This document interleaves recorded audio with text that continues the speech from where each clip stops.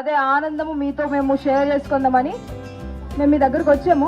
ఆయన ఆకాశం పట్టుజాలంత పెద్ద దేవుడు, అదే రీతిగా నీ చిన్న మనసులో పట్టేంత మంచి దేవుడు కూడా. నీకు ఉంటున్న గందరగోళము, అసమాధానము, లేకపోతే అశాంతి ఎందుకు ఇదంతా వస్తుందంటే నీకు తెలియకుండానే నువ్వు చాలా భారం నీ మీద మోసుకుంటున్నావు అంటున్నాడు. ప్రయాసపడి భారం వస్తున్న సమస్త జనులారా నా ఎద్దుకు రండి, నేను మీకు విశ్రాంతిని ఇస్తాను అంటున్నాడు. ఒకటే అడుగుతున్నాడు ఆయన. ఏమడుగుతున్నాడు? నీకున్న భారాన్ని నాకు ఇవ్వు. నువ్వు మోస్తున్నావు కదా బరువుని, ఆ బరువు నాకు ఇవ్వు. ఆ పాప బరువుని నాకు ఇవ్వు.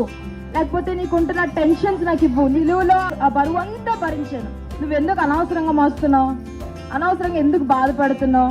ఎవరు లేరని నువ్వు ఎందుకు అనుకుంటున్నావు? నేను నీ పక్కనే ఉన్నాను కదా, నన్ను గుర్తించు, నీ హృదయాన్ని తెరువు, నేను నీ హృదయంలో రావడానికి సిద్ధంగా ఉన్నానని అడుగుతున్నాడండి. ఆయన జెంటల్ గా నీ కోసం బయట వెయిట్ చేస్తున్నారు.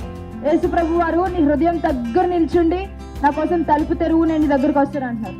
ఒకటి ప్రార్థన చేయండి. యేసయ్య, నువ్వు నా హృదయంలోనికి రావా, నా ప్రతి పాపమ్మని కడగవా, నీ రక్తంతో నన్ను కడుగు.